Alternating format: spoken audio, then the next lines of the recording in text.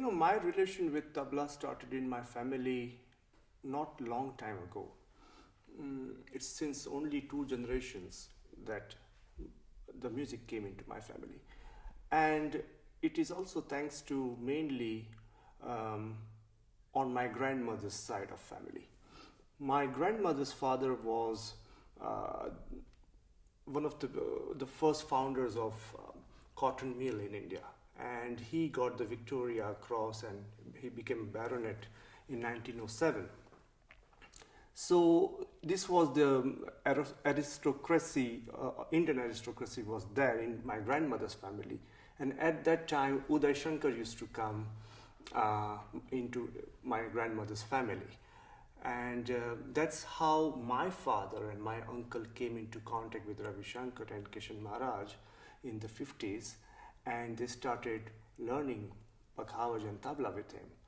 And this was automatically transmitted to our generation because my uncle set up the Saptak school and Saptak festival. So when we were born, we saw musicians already coming in the house and performing and playing and talking about music. So that influence became so strong that we couldn't imagine ourselves doing anything else but music. So tabla, how it came, because first I started sarod, then with my cousin sister, and then we went into singing. Everything lasted for about 6 months, little experiences about touching instruments, and then finally, to be very honest with you, when we heard Zakir Hussain for the first time when we were 12, 14, we were totally carried away by the influence of this great person, and then we started tabla with my uncle. For me and for most of my family, Kishan Maharaj was one of the most idealistic musician, and of course Ravi Shankar as well, because my auntie was disciple, because she is elder sister of Vishwa Mohan Bhatt. So they both were already disciples of Ravi Shankar. And Kishan Maharaj was the guru of my father and my uncle. So we saw them as ideals. And even if we were influenced by the next generation, what is Ustad Zakir Hussain, but they themselves were being influenced by Ravi Shankar and Kishan Maharaj and Allah Rakha Khan. So for us, that generation was the most influencing generation. At the same time, we had also in my family, my grandfather was a writer, he was a philosopher, and his father was a Vedantist. So we also inherited kind of the philosophic background of Indian music and Vedant and philosophy, which even helped us to understand more deeply Indian music. Also, I would also like to thank my uncle for this, Nandan Mehta, because when me and others in my family started tabla, he never allowed us to see him as our uncle. So our relation was transformed on a guru and disciple basis, and it was a very thin line to walk, that when he was a guru and when he was an uncle at home. But as we went more and more into deep, I think the aspect of being my uncle disappeared gradually, and for me he remained as a guru. And so was for my cousin sister, his daughter.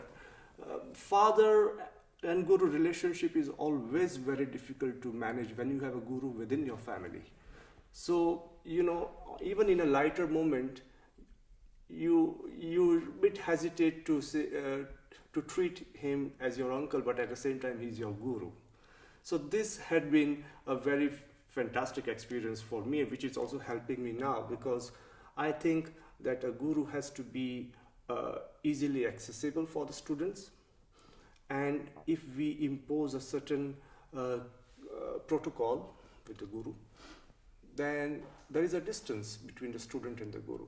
So that's what I try to do also in Europe. That experience helped me, that I want to be a friend of my students. That when a workshop or teaching is over, we can have a light moment together. And at that time, they are more free to talk about their problems of music, how to approach it.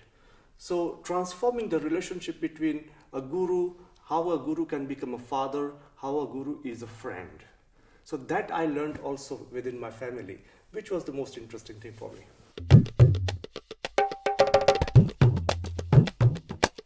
Tout ce que moi j'ai appris dans ma famille est la manière de travailler dans la culture. Parce qu'aujourd'hui, nous sommes dans le monde commercial. La musique est devenue commerciale. En Inde et aujourd'hui même en Europe, les gros concerts de musique indienne, ça passe dans les grandes institutions. Et les grandes institutions sont souvent basées dans les grandes villes. Donc, la plupart du public n'arrive pas à accéder à la musique. Donc, si on fait un concert, qu'est-ce qu'il reste derrière après le concert? Donc, l'objectif de l'école Saptak en Inde, et ce que moi j'ai appris et j'aimerais continuer, est de donner quelque chose plus qu'un concert. Et déjà de valoriser la musique indienne. Le problème, c'est qu'on n'arrive pas à valoriser cette musique comme il faut. Donc, l'enseignement est le plus important. Parce que là, on va créer la nouvelle génération en Europe qui vont suivre la musique indienne. Donc, qu'est-ce qu'on va donner pour la future? Encore, si j'arrive sur ce sujet de concert, que les grands concerts, ça passe dans les grandes villes avec les grands artistes, ce que nous, on essaie de faire avec l'association, c'est que grâce à mes relations avec les artistes, que j'explique les artistes qu'on a 4-5 gros concerts, mais il y a aussi des petits concerts dans les villages, dans la province, qu'il faut aller jouer là-bas, où les gens n'ont jamais entendu parler de la musique indienne, et qu'on va emmener la musique aussi hors des gros centres culturels en Europe. Et puis, il y a des jours disponibles entre deux concerts, et j'insiste qu'il y a un workshop. Parce que c'est vrai que quand on amène les grands artistes comme Ustad Zakir Hussain, ou Shujat Khan, ou Vishwa Mohan Bhatt, c'est vrai qu'on ne peut pas apprendre grand chose dans 1 ou 2 jours. Mais le but, c'est pas de montrer comment jouer, quelle est la technique, ou donner les compositions, parce que ça, c'est accessible partout. Il faut montrer la manière de penser la musique. Et c'est ça qui ouvre l'esprit des gens. Parce que c'est vrai que ces gens ils bougent tellement qu'on ne peut pas aller derrière tout le temps pour apprendre la musique avec eux. Mais la manière qu'eux, ils voient la musique. Et ça ouvre une autre dimension, il y a plusieurs possibilités que pourquoi moi j'étais tellement restricted en anglais on dit, pour voir le tabla comme un instrument. Mais c'est tellement large cet aspect. Donc c'est ça le but. Donc concert c'est bien, on fait les concerts partout, mais aussi il faut donner quelque chose qui reste pour plus longtemps.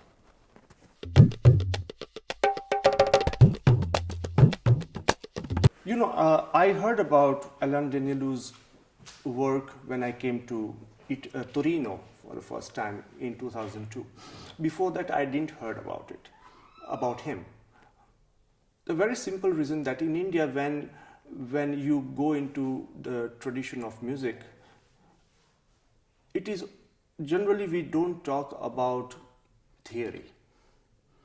It is an intense process with your guru on the instrument and talking music, and we never touch the aspect of theory. So analyzing, going into the history and origins of music is not necessary because we are already born there. So for us, it is being taken for granted that you already know how this came into existence. So nobody goes more deep into the origins and the theory and other aspects of music, but just playing and formation. So when I came here, most of my music experience and my learning, I learned when I came to Europe. I will touch a very important subject later on, but if I have to talk about Alain Danielou, when I came to Torino, everybody was talking about Zagarolo, about Venice, about Conservatorio di Vicenza, and then the whole study was being based on Alain Danielou's work. And I had the fortunate opportunity to come here in 2008. However, I didn't visit the foundation, but I saw some documentation of Alain Danielou, and then I realized how deep work he has done and what are the basis of Indology and the studies of Indian music in Italy. But at the same time, what if I have to be very frank with you, that music has developed in very fast in last 30-40 years in India. And Alain Danielou's work is there, but the image of Indian music has not evolved in Italy as fast as it has already gone so ahead in India. So the basis of this work is perfectly a solid foundation that he has given, but at the same time we have to also bring the actuality which exists in Indian music in Italy, so that people can come out of certain stereotypes that they have about Indian music, which probably if they go to India, they might even not find what they have studied. So we have to bring them into the actual context about Indian music. But anyway, as an Indian, I think I cannot be more grateful than what I am. Extremely humbly so grateful of what Alain Danielou has left behind. And now the challenge is how we can bring it forward.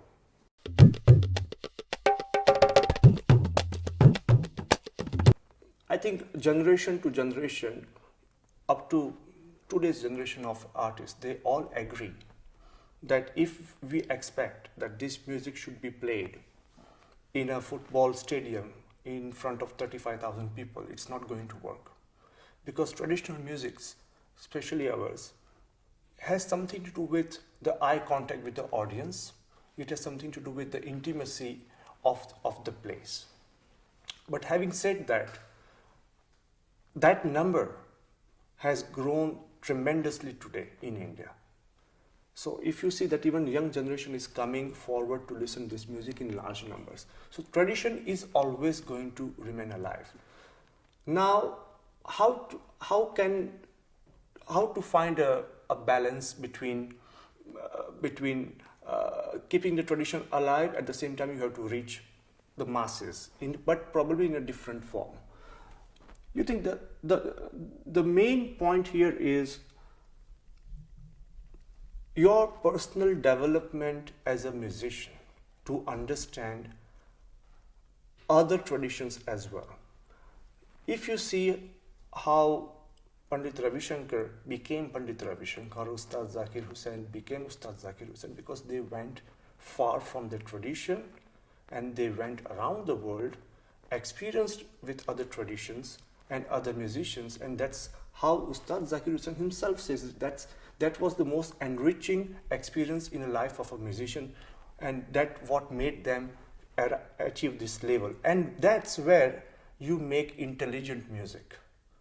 So when you make intelligent music, keeping your traditions and the elements of your tradition alive in that new music, it's always going to attract people. Now, when you attract more people in this kind of music, which is being made for larger audience, you will find that maybe out of this 10,000 people, 10% of people would come to the traditional music by curiosity, that what's the origin of this amazing musical experiment, so they turn towards the classical music.